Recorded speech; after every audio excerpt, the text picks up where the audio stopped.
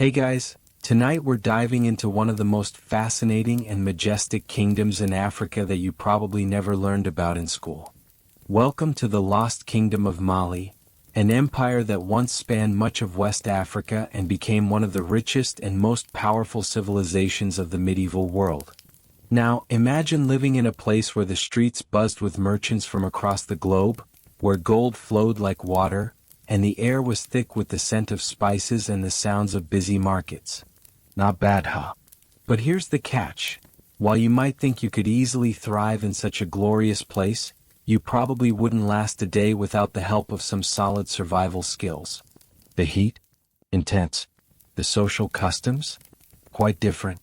But don't worry, you're here to relax, not survive.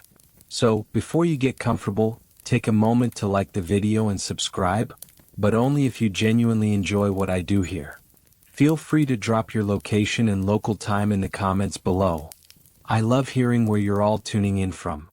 Now, dim the lights, maybe turn on a fan for that soft background hum, and let's ease into tonight's journey together. Mali at its peak was a land of abundance, and its power was rooted in two key factors: trade and gold. Mali controlled one of the largest gold reserves in the world at the time. Imagine being the keeper of such wealth.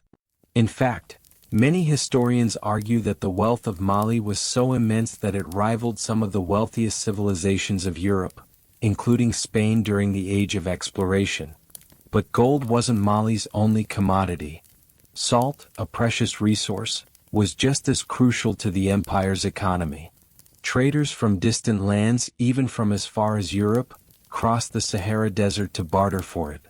For the people of Mali, salt wasn't just a seasoning. It was essential for survival, preserving food in the sweltering heat of the African savanna. You can picture it. Merchants, dusted in sand from their long journey, trading slabs of salt for golden jewelry, silk, and exotic fabrics. Mali's wealth also came from its bustling cities. The most famous of these was Timbuktu. While you might have heard of Timbuktu as a metaphor for somewhere far away, it was in fact a real, thriving metropolis.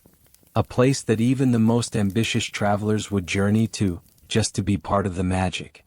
Known as a hub for scholars, artists, and traders alike, Timbuktu was home to some of the world's most significant libraries and centers of learning. Scholars came from all over the Islamic world to study in its madrasas, and it became the center of Islamic learning in West Africa. Historians still debate whether Timbuktu's importance has been exaggerated in modern storytelling, but no one can deny that it was a pivotal city in the Mali Empire. The legend of Timbuktu's wealth and intellectual prowess has lasted for centuries. Perhaps it's part of the reason why the Mali Empire, despite its many accomplishments, has remained somewhat mysterious in popular history.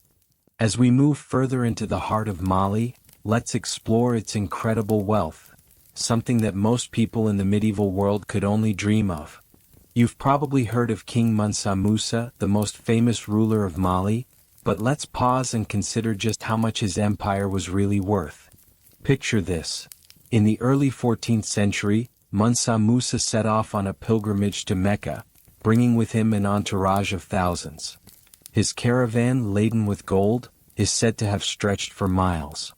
It's been reported that Mansa Musa distributed so much gold in Cairo that it caused inflation for years. But it wasn't just gold that made Mali rich. It was the empire's control over the trans-Saharan trade routes, particularly in salt and gold. This strategic control gave Mali incredible leverage in the medieval world, allowing it to maintain dominance for centuries. It wasn't just the abundance of gold that made Mali's wealth legendary, it was how this wealth shaped the lives of everyday people. From the bustling trade markets in the cities to the quiet villages, the wealth of Mali trickled down, influencing all aspects of life. Traders from all corners of the world flocked to Mali, exchanging silk from China, glass beads from Venice, and salt from the deep Sahara, in return for the kingdom's precious gold and ivory. It's easy to imagine the vibrant atmosphere of these markets, with their colorful fabrics and exotic scents filling the air. At the same time, the exchange of ideas and culture, particularly Islamic culture, flowed just as freely as the goods. Scholars, merchants, and artists interacted with each other, creating a thriving cosmopolitan environment that influenced all who passed through. But it wasn't always all about the gold. Mali's wealth allowed the people of the empire to lead lives of comfort, with access to fine foods, luxury items, and even slaves. Yes, slavery was a part of the economy, and although we often focus on the darker side of this institution today, it's worth noting that many people in Mali had servants, and some of them were slaves brought in through the extensive trade networks across Africa. These individuals played vital roles in maintaining the empire's daily functions, whether they were working in the fields, serving in royal courts, or building the grand mosques and libraries that would become legendary in history. Historians still debate how far the effects of Mansa Musa's wealth spread throughout Africa and the Middle East. Some argue that it helped create a cultural renaissance in West Africa, while others believe that it was the prosperity of Mali's cities, rather than Mansa Musa's individual wealth, that truly influenced the region. What is clear, though, is that the kingdom's impact on the global trade network, and its cultural and intellectual influence, left a mark that's still felt today. Now that we've witnessed Mali's wealth and influence, let's take a deeper look at its most famous ruler, Mansa Musa, and the legendary pilgrimage he made to Mecca in 1324. This event is often considered the most extravagant display of wealth in history. Imagine this: Mansa Musa, a king who controlled one of the largest and richest empires in the world, embarked on a journey to the holy city of Mecca, and took with him an entourage of over 60,000 people. That's right, 60,000. Along with this massive caravan, he brought camels laden with gold and precious goods, which he distributed freely during his travels. It's said that as he passed through Egypt, he gave away so much gold to the local population that it caused inflation in Cairo, which lasted for years. But Mansa Musa's pilgrimage wasn't just about showing off wealth. It had deep religious and political significance. His trip to Mecca as an important Islamic pilgrimage was a way to demonstrate his devotion to Islam, which he had embraced after ascending to the throne. Historians still argue about the exact purpose of the pilgrimage. Some say it was purely religious, while others believe it was a strategic move to showcase Mali's grandeur on the global stage. What is undeniable, however, is the legacy Mansa Musa left after his journey. Upon his return to Mali, Mansa Musa used the connections he made during his pilgrimage to boost the cultural and intellectual development of his empire. He invited scholars, artists, and architects from across the Islamic world to come to Mali, which led to the establishment of monumental mosques and madrasas in cities like Timbuktu. The greatest example of this influence is the Djinguereber Mosque in Timbuktu, which remains one of the most important landmarks in Mali today. Mansa Musa also built grand universities, making Timbuktu a center of learning that attracted scholars from across Africa and the Middle East. Historians still argue over whether Mansa Musa's journey to Mecca had more to do with spreading Islamic influence or asserting Mali's political power. Some believe that his extravagant generosity was a form of diplomacy, an effort to forge alliances with other Islamic states, while others think it was simply a king demonstrating the boundless wealth of his empire. Regardless of the motivation, Mansa Musa's pilgrimage remains a defining moment in the history of the Mali Empire, symbolizing the kingdom's prominence on the world stage. Let's now turn our attention to the heart of Mali's intellectual and cultural legacy, the city of Timbuktu. You've probably heard the phrase "beyond Timbuktu" as a way of saying something is far and distant, but let's dig deeper into why this city earned such a mythical reputation. In its prime, Timbuktu was a vibrant center of trade, culture, and learning. It wasn't just an ordinary trading hub, it was where the world's intellectuals, scholars, and traders converged, creating a dynamic atmosphere filled with ideas, debates, and innovations. To imagine it, picture yourself wandering through the narrow, sun-baked streets, lined with traders selling everything from textiles to spices, while the sound of scholarly discussions echoed through the air. One of the most remarkable things about Timbuktu was its role as a center of Islamic learning. It was home to numerous madrasas, libraries, and universities where scholars studied everything from astronomy to theology. The city attracted some of the greatest minds from across the Islamic world, including famous scholars like Ahmed Baba and al-Maghili. These intellectuals contributed immensely to the fields of law, science, and philosophy, and many of their works have survived through the centuries. The city's famous manuscript collections, some 700,000 ancient texts, are considered one of the most valuable intellectual treasures of Africa. But Timbuktu wasn't just about academia. The city also played a crucial role in the spread of Islam throughout West Africa. As Islam spread through the region, Timbuktu became a focal point for the practice of the faith. The city was dotted with impressive mosques and Islamic schools that served not only as places of worship but also as spaces for community gatherings and learning. It is said that, at its peak, Timbuktu had over 180 Quranic schools, making it a key destination for any scholar or student of the faith. This blend of commerce and culture, trade and learning, created an atmosphere that was uniquely rich and dynamic. Historians still debate the exact extent of Timbuktu's significance. Was it truly the intellectual capital of the world at the time, or was its reputation built up over the years by those who sought to glorify the city? What is clear is that it became synonymous with knowledge and sophistication, and it was a symbol of Mali's golden age. Even today, the ruins of Timbuktu's ancient mosques and universities stand as a reminder of the city's once flourishing intellectual scene. The mysteries surrounding Timbuktu's rise and fall are as intriguing as the city itself. While the once great metropolis is no longer the center of learning it once was, its legacy remains firmly embedded in the history of Mali and Africa as a whole. The preservation of its ancient texts and the stories of its scholars have helped keep its intellectual spirit alive, even in the face of centuries of change and decline. Now that we've explored the rich cultural and intellectual heart of Timbuktu, let's take a look at the empire's trade networks, which were the lifeblood of Mali's economy and the reason for much of its power. You might be picturing bustling markets full of exotic goods, but to really understand how trade worked in the Mali Empire, we need to take a trip through the Sahara Desert. The vast, unforgiving desert might seem like an impossible barrier, but it actually served as the gateway for one of the world's most important trade routes, the Trans-Saharan Trade Network.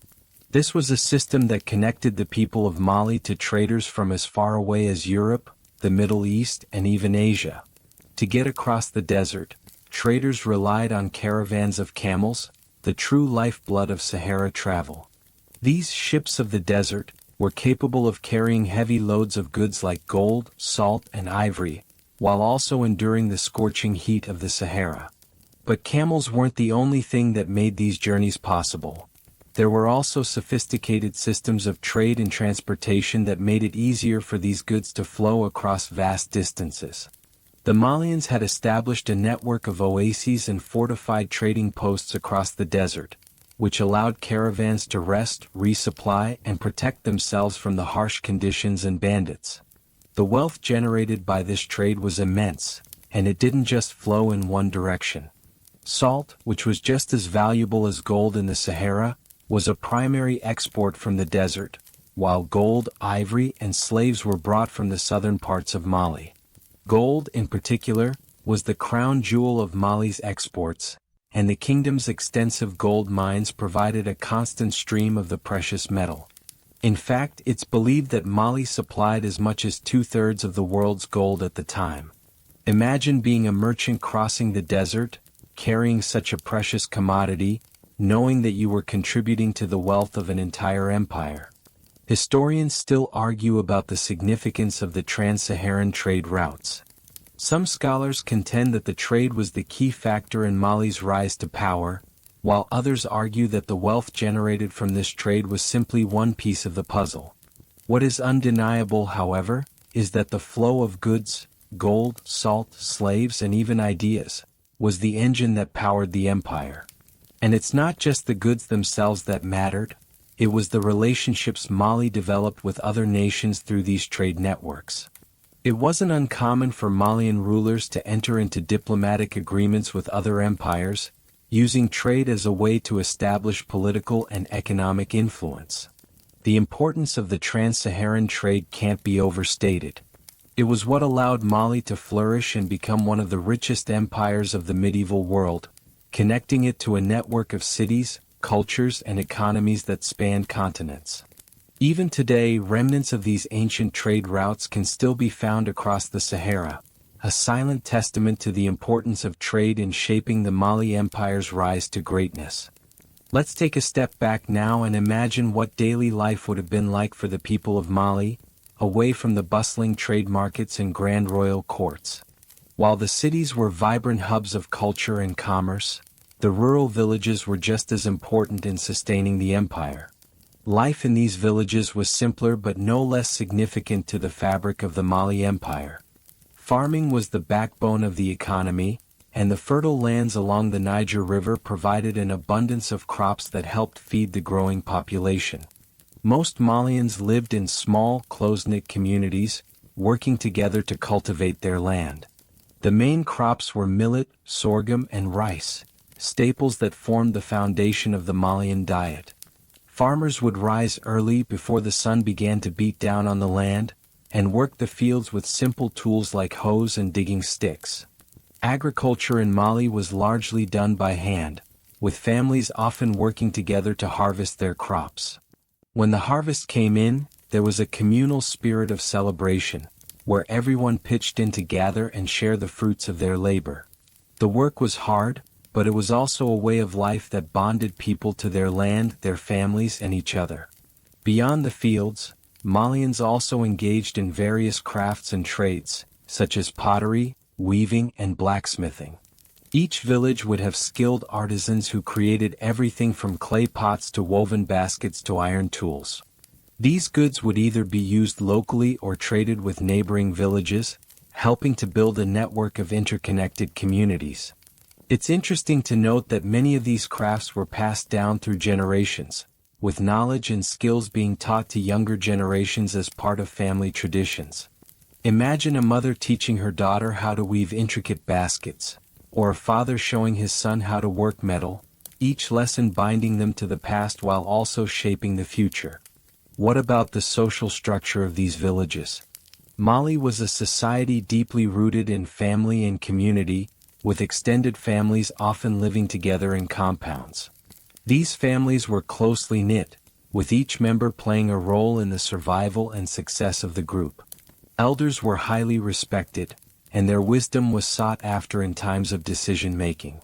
The roles within the family were often defined by gender, with men typically doing the heavy labor of farming and herding livestock, while women managed the household, tended to children, and participated in agricultural activities. However, women weren't confined to just the domestic sphere. They also played crucial roles in trade, especially in the markets, where they were known for their expertise in negotiating and selling goods. Historians still debate how equal these gender roles truly were. Some argue that women in Mali, particularly in the urban centers, enjoyed a certain level of freedom and independence, with the ability to own property, participate in trade, and even engage in politics. Others claim that, while women had important roles in society, they were still subject to patriarchal structures. Regardless of the exact dynamics, one thing is clear. Family life was the foundation of society in Mali, and the bonds between family members and neighbors were vital to the empire's success. Daily life in rural Mali wasn't without its challenges. The climate could be harsh, with long dry seasons and the ever-present threat of drought. But despite these hardships, the people of Mali were resilient, finding ways to adapt to their environment. Whether it was through the irrigation systems they developed to water their crops or the trade routes that brought in vital resources from other parts of the empire, the people of Mali knew how to survive, thrive, and build a rich, interconnected society. Now that we've walked through the rural life in Mali, it's time to turn our attention to one of the most important aspects of the kingdom: religion. Just like the intricate web of trade and family, The religious practices in Mali were a vital part of its identity, blending the Islamic faith with indigenous African traditions. At the heart of this was Islam, which spread across West Africa in the 11th century and became deeply woven into the social and political fabric of Mali. The influence of Islam reached its peak under the rule of Mansa Musa, who not only embraced the religion himself but also worked to ensure its place in the kingdom, establishing mosques and madrasas in cities like Timbuktu and Gao. Imagine yourself in one of these grand mosques, with the smell of incense hanging in the air and the call to prayer echoing across the bustling city streets. The faithful would gather 5 times a day to pray, bowing toward Mecca, their minds focused on the divine. But Islam in Mali wasn't just about ritual, it was a source of community, a way to unite the diverse peoples of the empire under one faith. Malians from all walks of life would gather in mosques for prayer, learning, and sometimes for social gatherings. This shared religious experience helped to forge a sense of unity that extended beyond the walls of the mosque and into the daily life of the empire. However, Islam was not the only religion practiced in Mali. Indigenous African spiritual beliefs remained deeply rooted in the lives of many Malians, especially in rural areas. Animism, the belief that spirits inhabit the natural world, was common, and many Malians would consult local shamans or spiritual leaders for guidance in both everyday matters and during times of crisis. These spiritual practices often coexisted with Islam, and there was a fluidity in the way Malians blended the two belief systems. Some people, for example, might have prayed to both Allah and the spirits of their ancestors, seeking protection and guidance from both realms. The integration of these two belief systems, Islam and indigenous African spirituality, created a unique religious landscape in Mali that allowed for a harmonious coexistence of different traditions. Historians still argue about how much Islam truly transformed the culture of Mali. Some scholars believe that the arrival of Islam was a turning point, bringing with it a new sense of social order, intellectual curiosity, and international connections.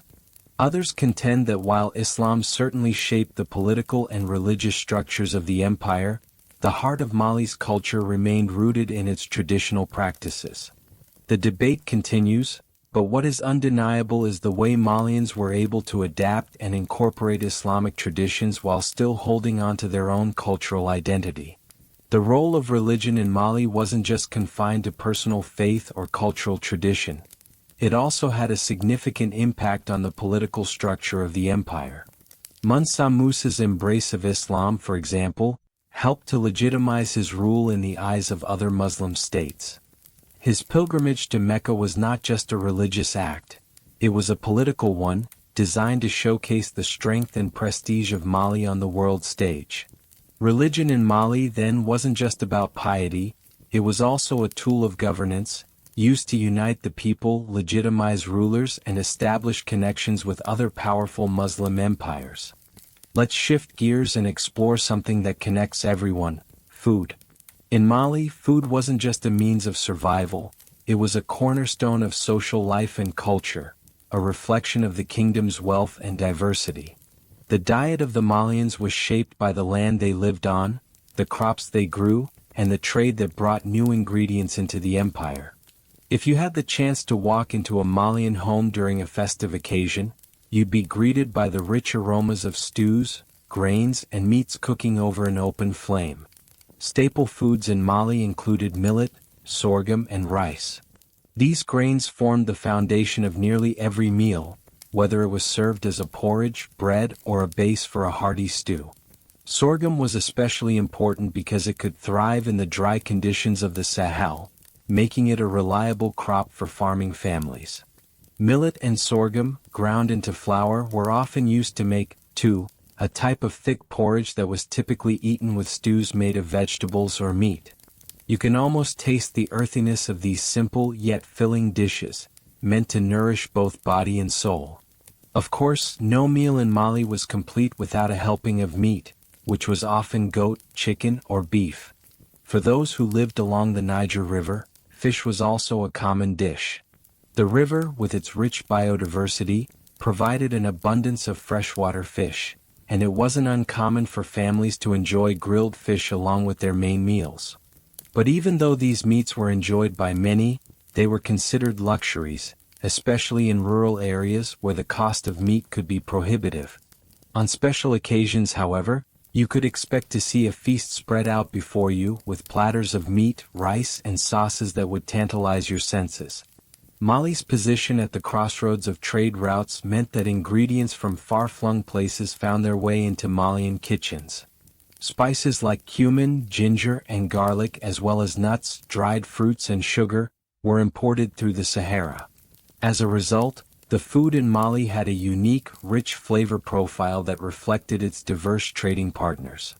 One particularly popular dish was called tiga de guena, a savory peanut butter stew made with meat or vegetables, which was both comforting and nourishing. Imagine the creamy texture of peanut butter blending with the bold flavors of garlic and spices, simmering together in a pot over a fire. And let's not forget the drinks. Water was of course essential, but in Mali one of the most beloved beverages was bissap, made from hibiscus flowers. This refreshing, tart drink was enjoyed by all, both in daily life and during festivals. It was the drink of choice for celebrations, and its vivid red color was as striking as its taste. It's easy to imagine sitting in the shade on a hot day, sipping a cool glass of bissap as the hustle and bustle of the market swirled around you. Historians still argue whether the Malian diet was influenced more by local traditions or by the numerous cultures Mali interacted with through trade. Some suggest that Malians embraced Islamic dietary laws, particularly in relation to halal food, while others argue that the rich diversity of Mali's food culture came more from indigenous African culinary practices, with a touch of Islamic influence. What is clear, however, is that food in Mali was not only about sustenance. It was about connection to the land, to family, and to the greater world through trade. We've explored the rich flavors of Malian cuisine, but let's now shift our focus to the fascinating world of fashion and social status in the empire. In Mali, your clothing wasn't just a way to cover yourself, it was a reflection of your position in society. From the royal courts to the humble villages, the way you dressed was a statement about who you were, where you came from, and your place in the social hierarchy. For the wealthy elite, fashion was an art form. The royal family, nobility, and wealthy merchants often wore brightly colored garments made from luxurious fabrics.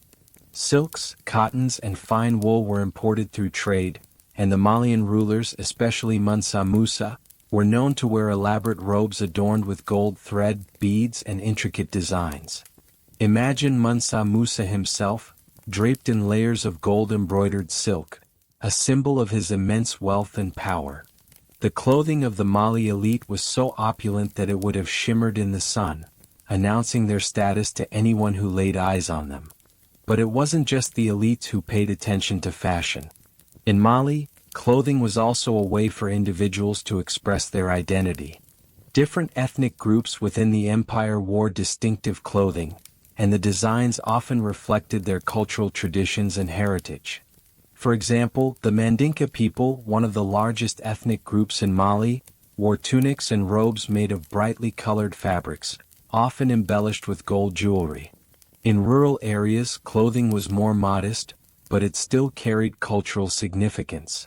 Women, especially, were known for their beautifully crafted headscarves and jewelry, which could tell a story about their marital status, family, and role within the community. Jewelry was an essential part of fashion in Mali, and it was often made from gold, silver, and beads. Gold, of course, was the most prestigious material, and it was worn by those of high rank.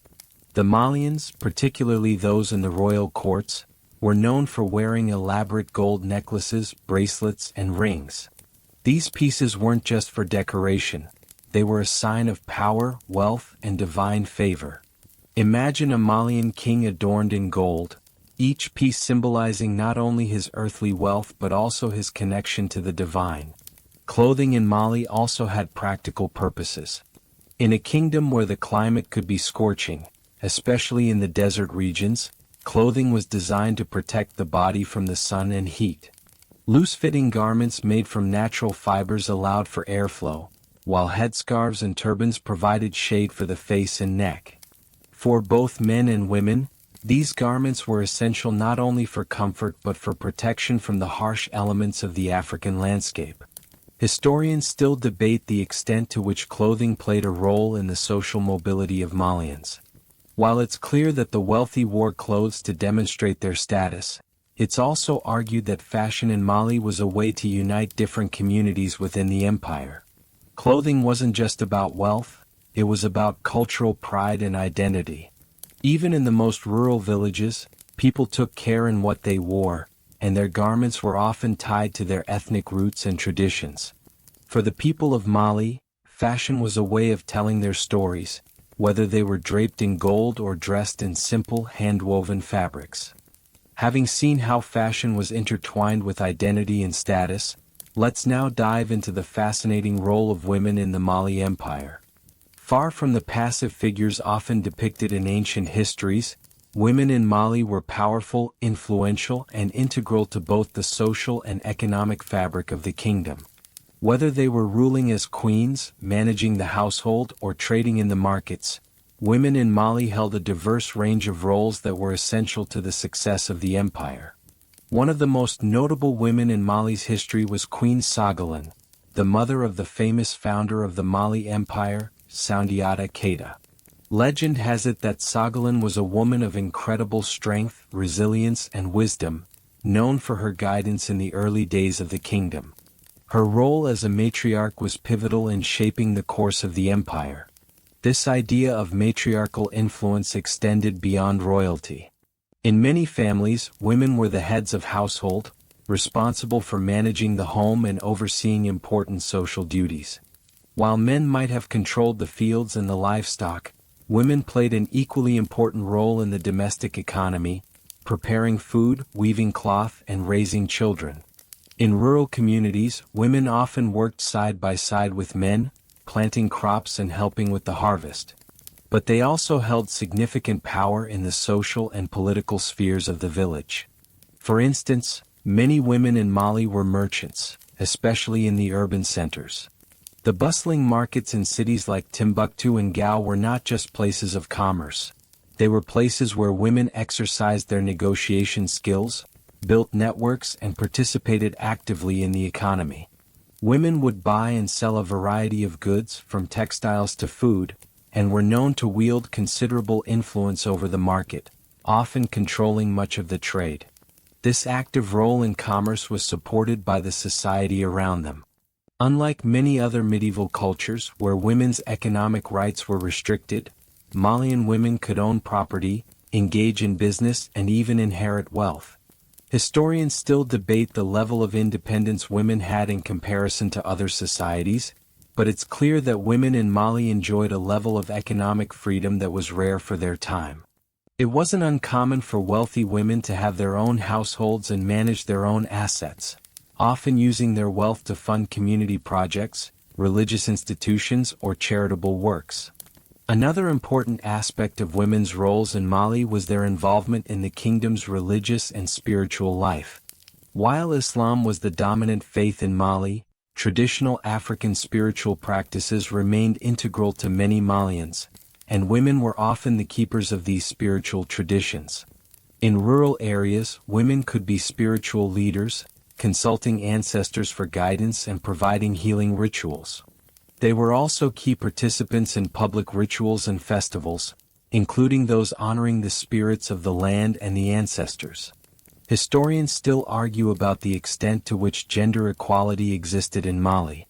Some claim that women were relegated to domestic roles and had limited access to power, while others argue that women had significant influence in the public and private spheres. What is undeniable is that, from royal courts to rural villages, women played vital roles in shaping the culture, economy, and politics of the Mali Empire. The importance of women in Mali wasn't just a footnote in the empire's history, it was central to its success. From the hands that wove the empire's fabrics to the voices that negotiated in the marketplaces, women were the pulse of Mali. Their contributions, whether in the domestic realm, in commerce, or in the spiritual and political arenas, were essential to the prosperity and longevity of the kingdom. Now that we've explored the roles of women in Mali, let's turn our attention to one of the most defining features of the empire: education. Mali was not only a center of wealth and trade but also a beacon of intellectual achievement in medieval Africa. The city of Timbuktu, in particular, earned its reputation as one of the world's great centers of learning. In an age when most of Europe was still struggling with literacy, Timbuktu stood as a symbol of knowledge, with its universities, madrasas, and vast libraries that attracted scholars from across the Islamic world. The pursuit of knowledge in Mali was not confined to any one class. Scholars and students came from all walks of life, each eager to contribute to the intellectual flourishing of the empire. Timbuktu's great libraries are among its most iconic features. Historians and archaeologists believe that at its peak, Timbuktu housed one of the largest collections of manuscripts in the world, containing texts on everything from astronomy to medicine, law to poetry. It wasn't just about books, though. The city had many intellectual institutions where scholars would gather to debate and teach. Imagine stepping into one of these vibrant intellectual hubs, where scholars in flowing robes gathered around dimly lit tables, their voices raised in animated discussions about the stars, mathematics, or the great works of Islamic philosophers. One of the most famous scholars associated with Timbuktu was Ahmed Baba, a prominent Malian intellectual who wrote extensively on Islamic law, history, and philosophy. Baba was a product of Timbuktu's rich educational system, and his writings were highly regarded across the Muslim world. Historians still debate how exactly the education system in Mali compared to other intellectual centers of the time, such as Baghdad or Cairo, but what's clear is that Timbuktu's legacy as a center of learning cannot be overstated. The city's intellectual achievements were not just confined to one field. They spanned a broad range of disciplines, making Timbuktu a true Renaissance city in its own right. While Timbuktu might have been the shining star of Mali's educational system, it wasn't the only place where learning flourished. The empire also boasted a number of other cities and towns that were home to schools, libraries, and scholars. The city of Gao, for example, was another important center of learning, especially for those studying the sciences and medicine. Malian scholars didn't just read the classical Islamic texts.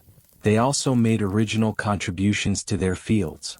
It's believed that some of the first African authors to write in Arabic were from Mali, and their works helped to enrich the intellectual traditions of the Islamic world. Despite this incredible focus on learning, historians still argue about how accessible education was to the average Malian. Some scholars believe that education was reserved mainly for the elite, particularly in the early years of the empire. Others contend that the education system was more inclusive and allowed for the growth of a literate class of common people, especially as Mali's wealth grew and its trade networks expanded. One thing is certain, though: the emphasis on education played a critical role in the success of the empire. It was the knowledge of Mali's scholars, passed down through generations, that helped the empire maintain its intellectual and cultural dominance for centuries. In a kingdom as vast as Mali, education wasn't just about reading and writing, it was about preparing the next generation for leadership. Scholars and students weren't just learning for the sake of knowledge. They were preparing to lead in both the spiritual and political realms. The rulers of Mali, including Mansa Musa, often sought the counsel of scholars and used their wisdom to guide the empire's decisions. It's no surprise then that the Mali Empire, with its vast wealth and intellectual achievements, became one of the most influential and revered empires in Africa. As we explore the profound intellectual achievements of the Mali Empire, we must now examine another key component that shaped the empire's strength and longevity: its military. The military of Mali was a well-organized force, a critical part of the empire's success in defending its borders, maintaining control over its vast territories, and expanding its influence across West Africa. Despite the wealth and intellectual prestige of Mali, the kingdom's military prowess ensured that it remained a powerful force in the region. At the core of Mali's military strength was its elite cavalry. Riders, often heavily armed, dominated the battlefield, using their speed and mobility to outmaneuver their enemies. The cavalry was complemented by infantry units, which were well trained in hand-to-hand combat and archery. These soldiers were highly disciplined and worked in close coordination to protect the empire's interests. Military service was not only a duty but also an honor for many in Mali, and soldiers were often rewarded with land, goods, or other privileges for their service. The size and organization of the military were integral to Mali's ability to defend itself against external threats. One of the biggest challenges the empire faced was its vulnerability to invasion from neighboring kingdoms and nomadic tribes. The Songhai Empire, which eventually succeeded Mali as the dominant power in the region, was one such threat. But Mali's military strength, bolstered by its wealth and access to powerful weapons like swords, spears and shields, allowed it to maintain control over its territories for several centuries. Another significant part of the military was the use of fortifications to defend key locations, such as cities and trade routes. Mali's military strategists built fortresses along key trade routes, especially those leading through the Sahara Desert, in order to protect the flow of goods and prevent enemy forces from penetrating the heart of the empire. These fortifications were often located near important river crossings, where the army could control access to the vital water resources of the empire.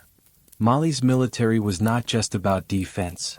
It also played a crucial role in the expansion of the empire's territory. Under the leadership of powerful kings such as Soundiata Keita and Mansa Musa, the military engaged in conquest, bringing neighboring regions under the empire's control.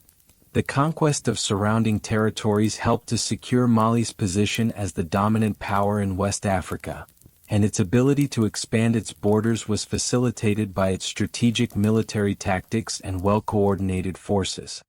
Yet, despite its strength, the military of Mali was not immune to decline. Historians still debate the role of the military in the empire's eventual downfall.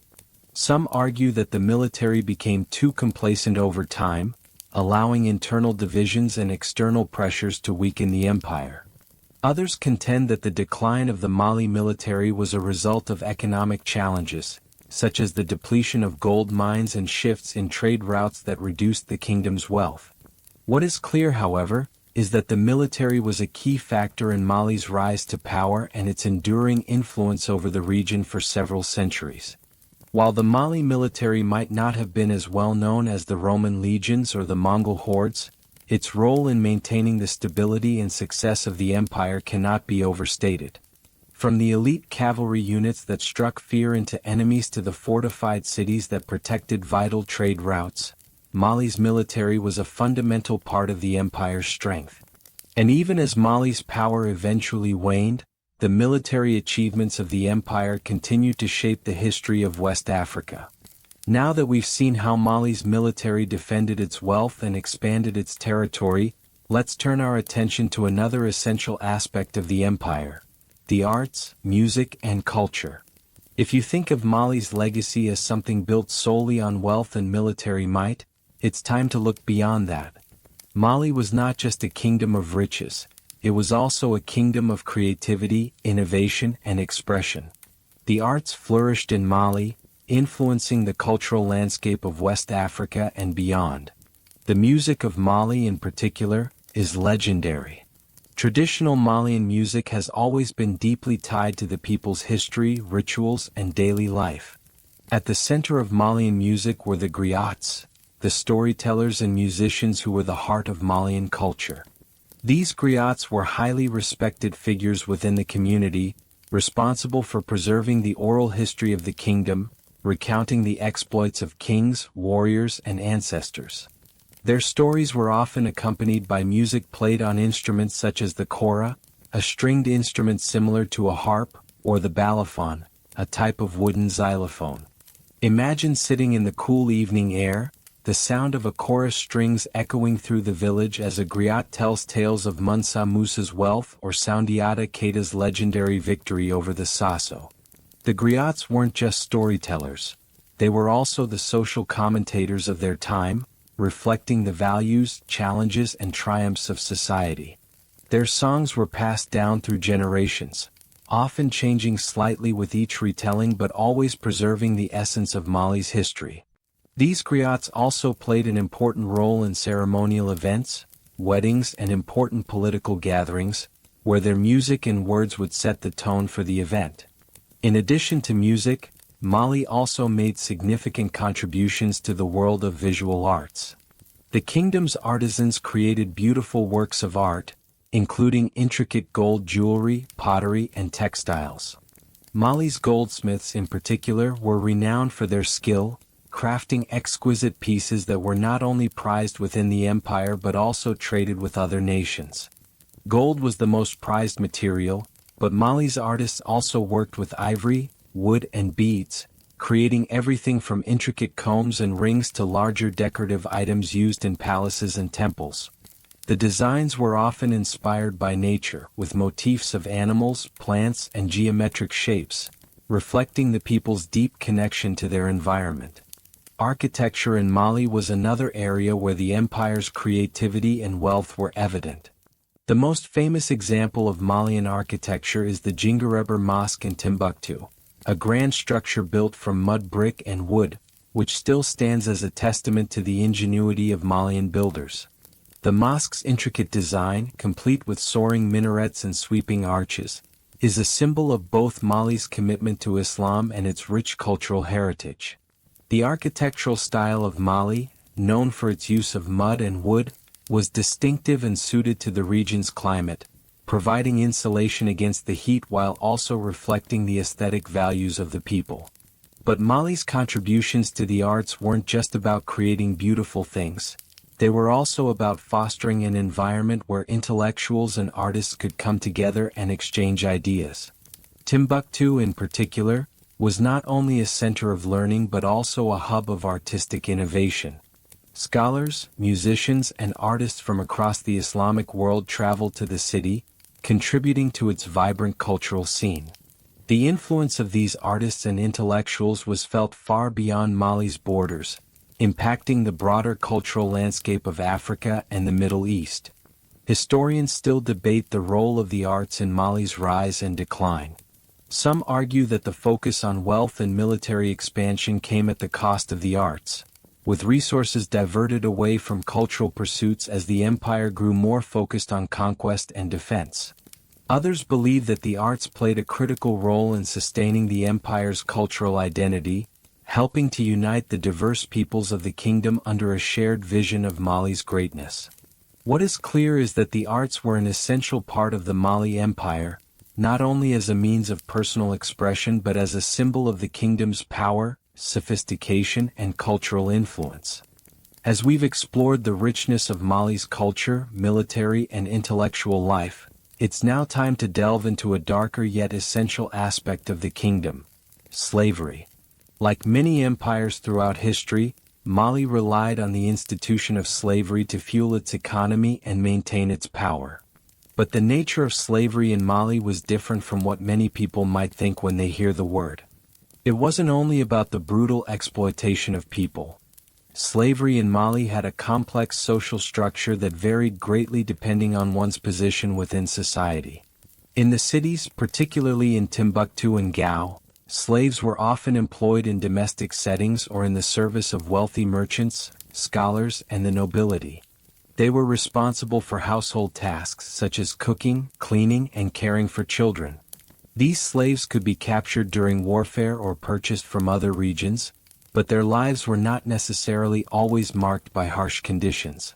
Many urban slaves in Mali lived relatively comfortable lives, provided they were in the service of a kind and wealthy master. Some even gained positions of influence within their households, and certain high-ranking individuals within the royal court could have slaves who acted as confidants and advisors. However, slavery in rural areas was often more grueling. Rural slaves were typically employed in agricultural labor. working the fields, harvesting crops, and tending to livestock. For these individuals, life could be incredibly harsh, as the work was physically demanding, and the heat of the African sun only added to the intensity of their labor. Still, these rural slaves often had some level of protection from their masters, particularly if they were integrated into a family unit. As was the case with many other ancient cultures, slaves could sometimes even buy their freedom or be granted freedom by their masters if they proved loyal or worked hard enough. It's important to note, however, that this type of mobility wasn't guaranteed and varied greatly depending on the circumstances. Historians still debate how integral slavery was to the functioning of Mali's society. Some argue that the institution was a vital cog in the empire's economic engine, allowing the elite to maintain their wealth and power. Others suggest that the system was more flexible than we typically imagine and that it may have been a relatively less brutal version of slavery compared to other parts of the world at the time. What is clear, though, is that the institution of slavery, like in many other empires, left its mark on Mali's society, shaping its economy, culture, and even its politics. Mali's reliance on slaves also led to the kingdom's involvement in the trans-Saharan slave trade, which brought enslaved people into the empire from the southern regions of Africa. These slaves were then traded to other parts of North Africa, the Middle East, and even Europe. The wealth generated by the sale of these individuals contributed to Mali's immense riches, but it also added a layer of complexity to the kingdom's legacy. Many historians point to this trade as one of the factors that helped Mali grow wealthy, but also as one of the elements that would eventually contribute to the empire's decline. The reliance on slavery in a system built on trade left Mali vulnerable to shifts in global markets and changes in the flow of goods. As the Mali Empire eventually began to decline, the institution of slavery did not disappear. It continued to play a role in the successor states that rose up in West Africa. However, the impact of Mali's system of slavery can still be felt today, particularly in how the legacy of the empire influences modern discussions on human rights, exploitation, and the movement of people across borders. The question of how we should view slavery in Mali, then, is a complex one. It wasn't a straightforward system of brutal oppression. It was a multifaceted institution that played a significant role in both the functioning of the empire and the experiences of the people involved. Just as the empire's riches and military might helped it to dominate the region, the complex social system that included slavery was an essential part of its rise and fall. As we approach the final chapter of Mali's extraordinary story, we must examine the decline of the empire and the lasting legacy it left behind. While the Mali Empire was once one of the most powerful and prosperous kingdoms in West Africa, its eventual fall was inevitable, like the rise and fall of many great civilizations before it. The decline of Mali was a complex process, influenced by internal and external factors, and while historians still debate the exact causes, we can identify some key reasons that contributed to its eventual downfall. One of the main factors was the weakening of Mali's economic power. For centuries, the empire's wealth had been built on the trade of gold, salt, and other valuable resources. However, by the 15th century, the control over these vital trade routes began to slip away. As trade shifted toward new routes, especially along the Atlantic coast, Mali found itself facing economic isolation. The flow of gold, which had once been a major source of wealth for the empire, began to decrease. The once immense gold reserves of Mali were depleted, and the empire's reliance on external trade made it vulnerable to changes in the global economy. The once thriving markets of Timbuktu and Gao began to decline, losing their importance as centers of commerce and learning. Meanwhile, internal instability further weakened the empire. The leadership of Mali became more fractured and less cohesive over time. As the empire's vast territories were divided, regional leaders, many of whom had once been loyal to the central authority, began to assert more independence. The once unified empire was now made up of competing factions, and civil unrest spread throughout the kingdom.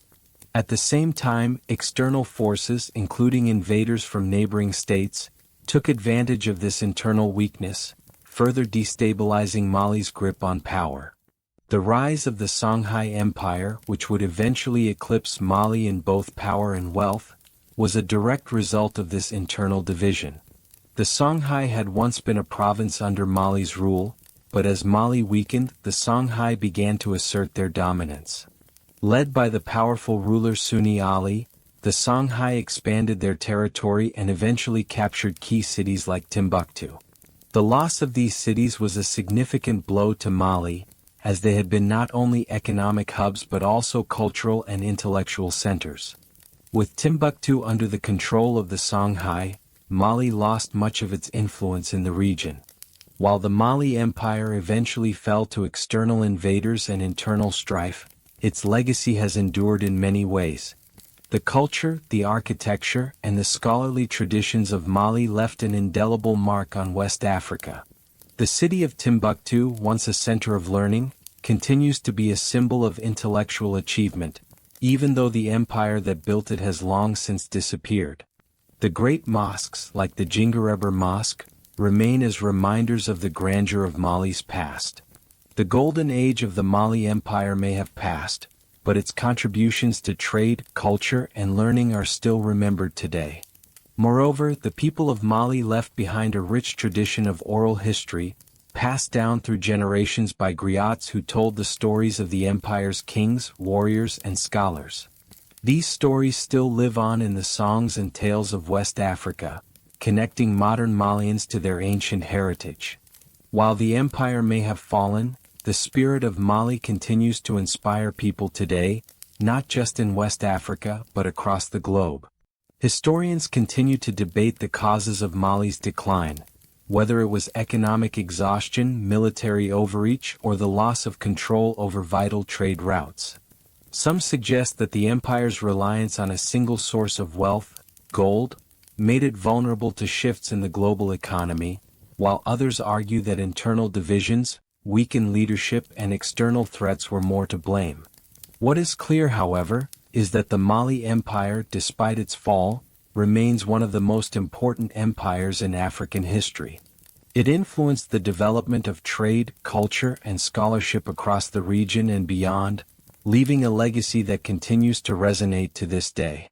Now, as we reflect on the rise and fall of this great empire, take a moment to appreciate the enduring spirit of the Mali people, their resilience, their creativity, and their contributions to the world. Their story, though set in the distant past, continues to echo through history, reminding us of the power of trade, knowledge, and cultural exchange.